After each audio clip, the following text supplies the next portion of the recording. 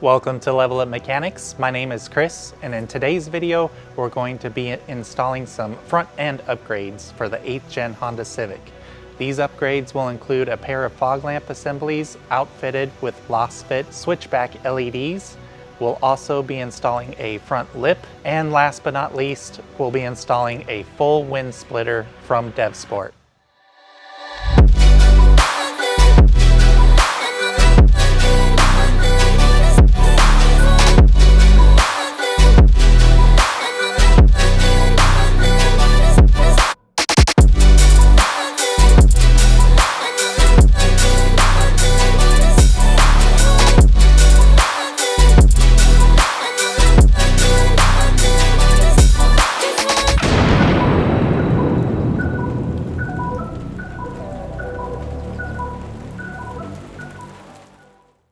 So here's everything that I'm going to try to attempt to install onto my 8th Gen Honda Civic.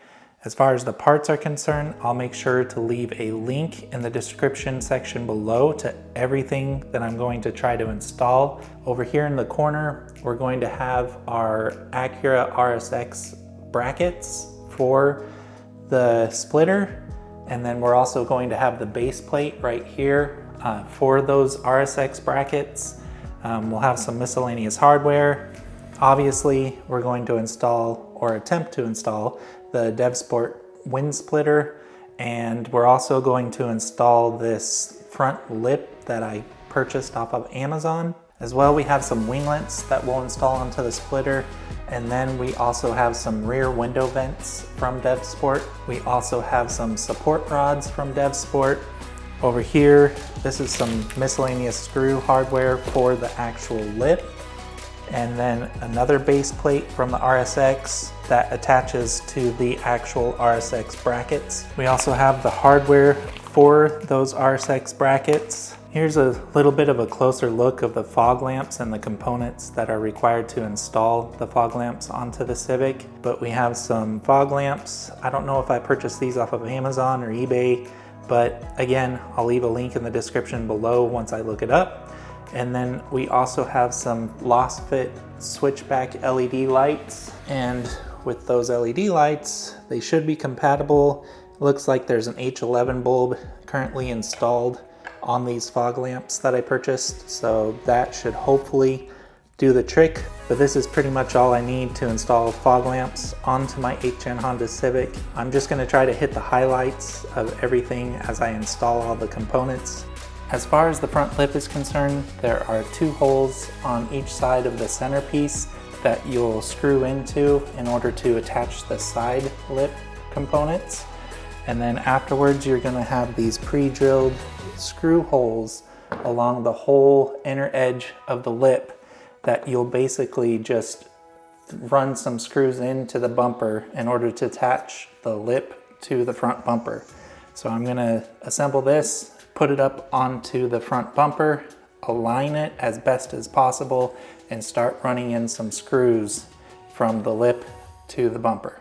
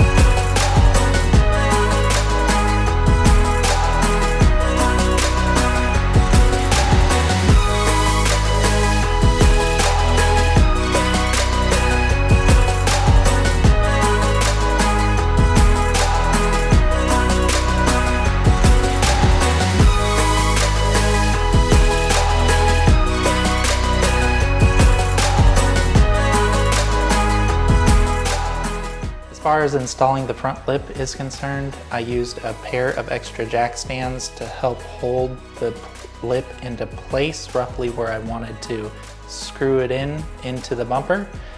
Once I roughly got where I needed the front lip to be with all of the contours and following the natural body lines, I installed the center screw first on the center portion of the front lip. Then I installed one on each side just to make sure that it was in the correct place.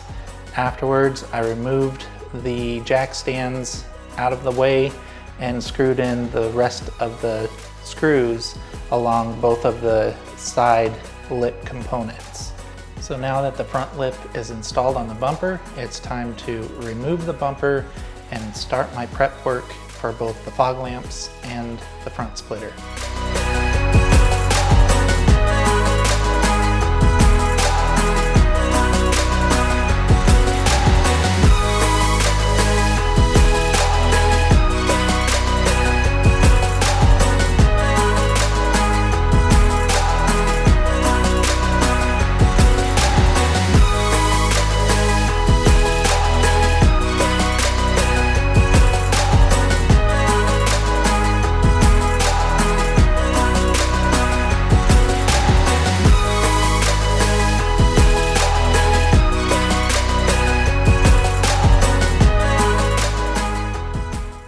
So as far as the front bumper is concerned for the fog lamps, I have an 06 to 08 front bumper. So it just has like the one lower grille that you see on the back side right here.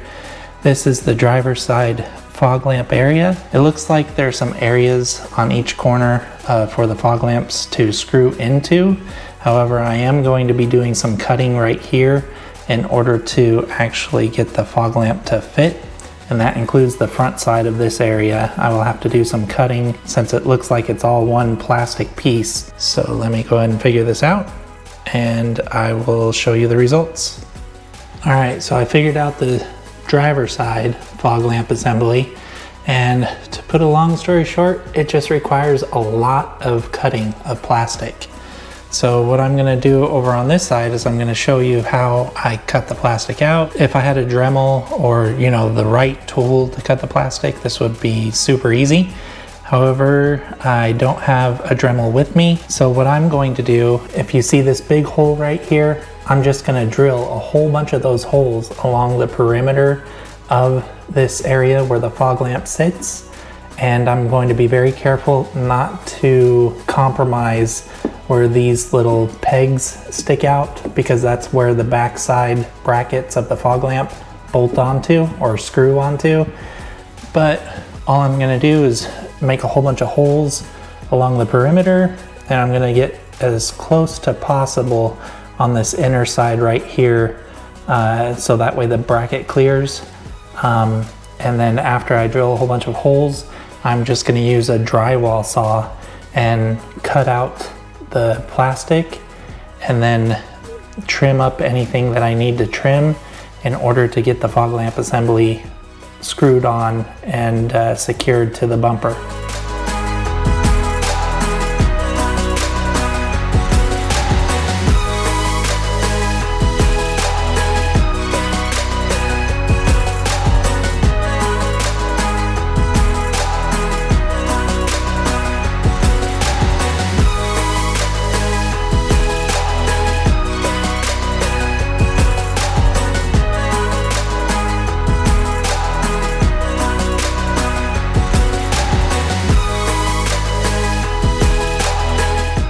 I put the bumper back on a dry fit while I test everything out.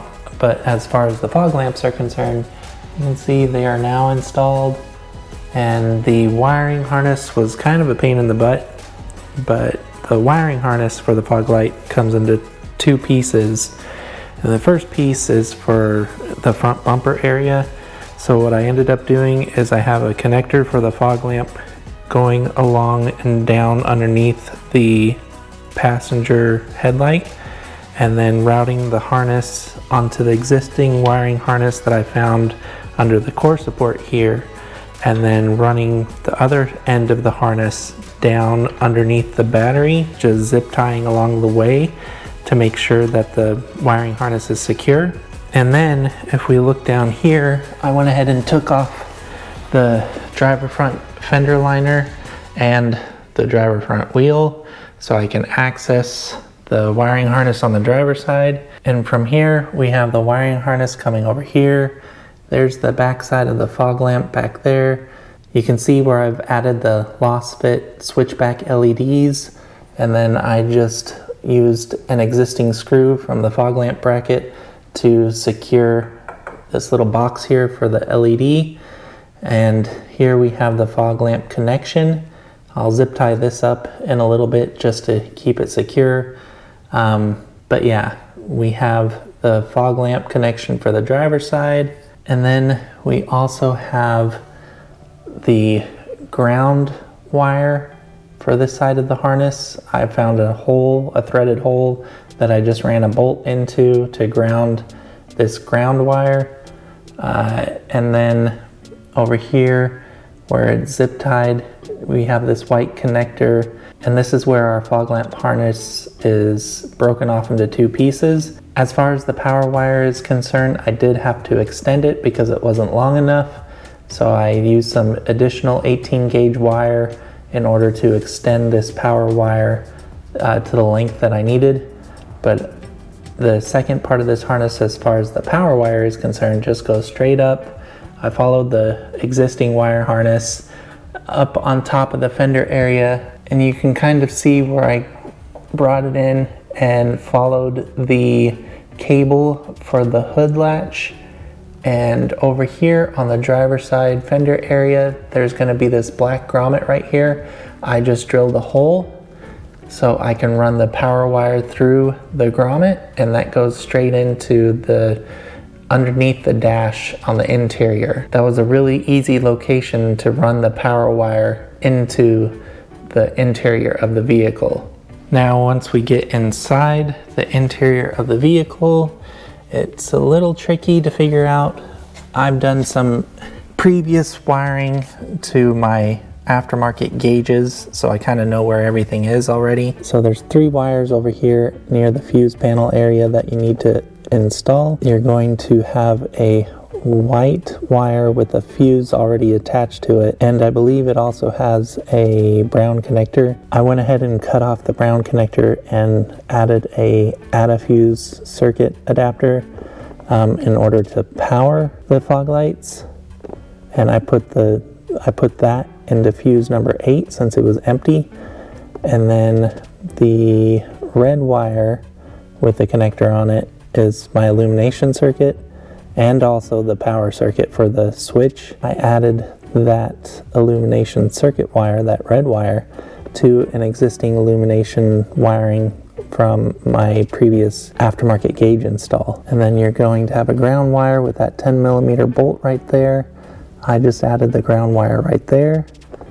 And then your power wire is going to go through the back side, and back there it will go through the side of the fender area and towards the fog lamps. So here's a quick look of the actual fog lamps dry fitted on with the front bumper to see how they operate and see how the switchback functions work. So I'm gonna go ahead and turn the car on now. Then I'm gonna turn on the low beams. And right now the fog lamps are on crystal clear white. If I turn them off and then turn them back on, they are now yellow. So the switchback function is really cool. I like how you can just press the button once and then again to switch between a bright white light and a nice amber yellow. Now that I have my fog lights installed and everything is operational, the last step and the most tedious step is going to be to start the process of installing the front splitter.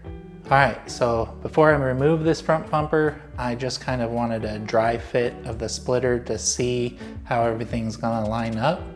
I may have to modify the splitter a little bit in order to fit how I want it to fit. Now, as far as securing the splitter is concerned, it's really heavy. So you don't want to bolt it up to the bumper. You actually want to support it by using the front radiator core support and or the impact bar or the brackets that attach the impact bar to the frame of the vehicle. There are some things I will need to trim, including the front fender liners. There's some mud flap type plastic trim on the fender liner that I'll have to trim off, and then I may have to trim the actual splitter in the backside where you can't even see it in order to clear any subframe components or frame components. And then under the vehicle there's two tow hooks, one protruding out on the driver's side, one protruding out on the passenger side. Looks like those might be in a way as well. The splitter is really heavy, so if you try just bolting the splitter up to the bumper, you're gonna have a very droopy bumper and a very saggy front splitter.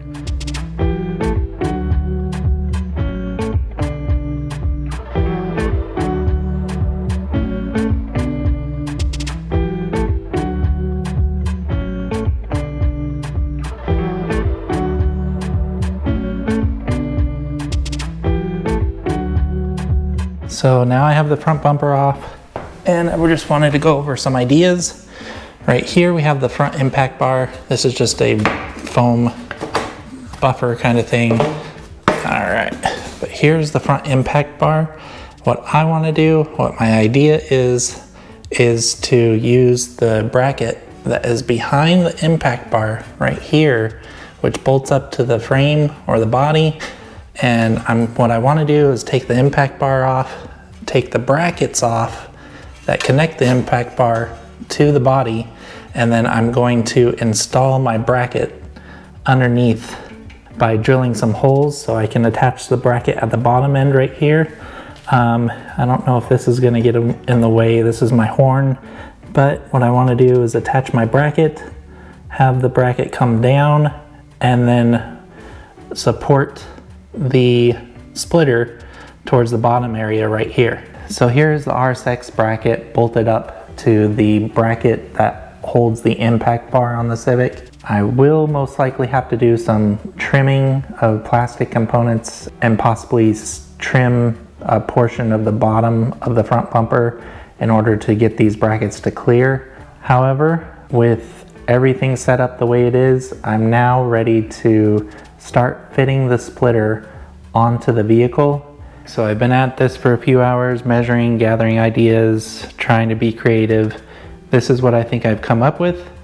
Here's the front bumper.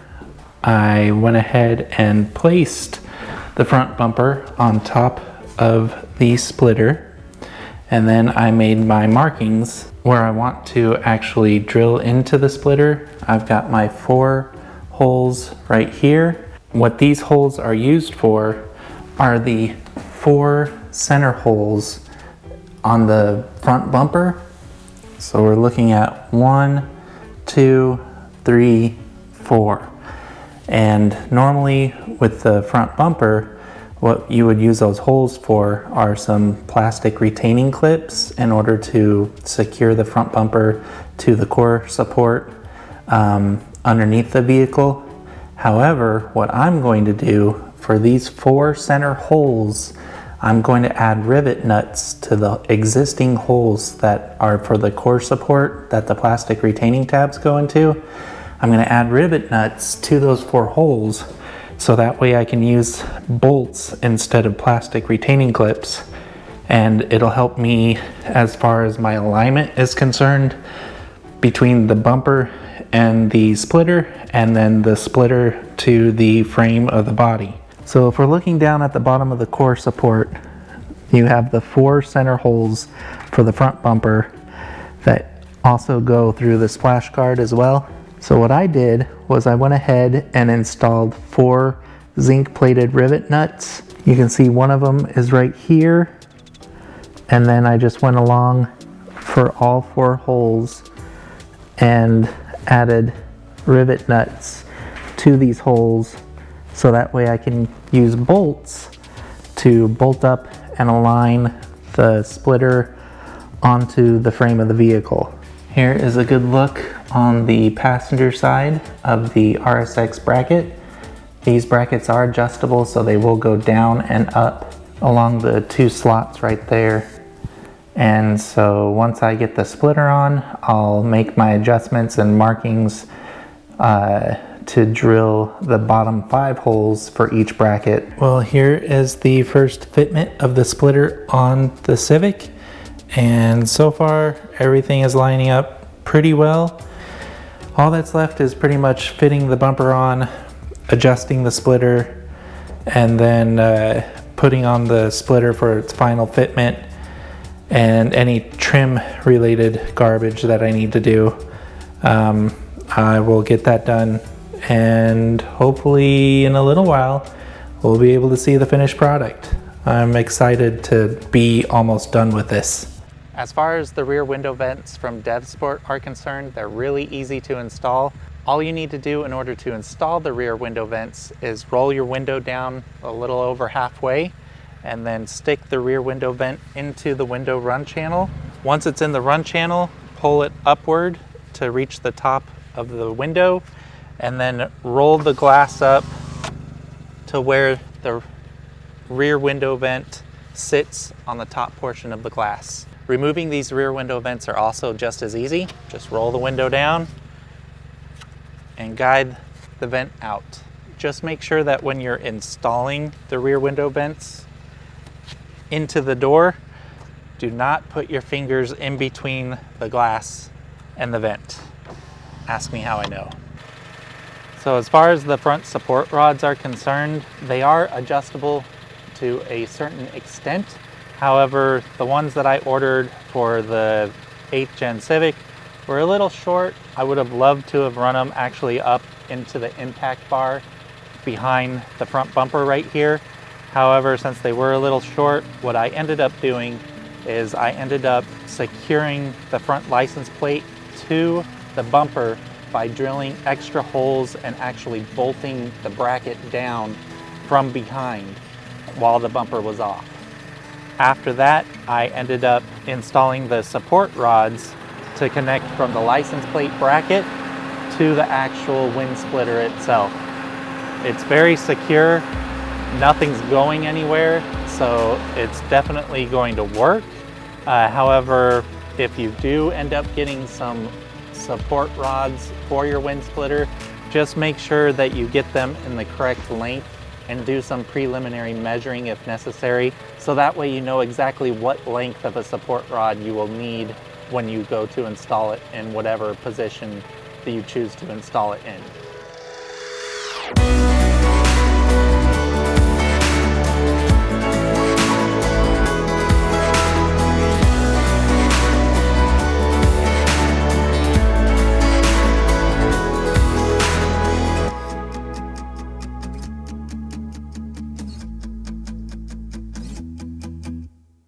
As always, if you have any questions, feel free to leave them in the comment section below and I'll get to them as soon as I can.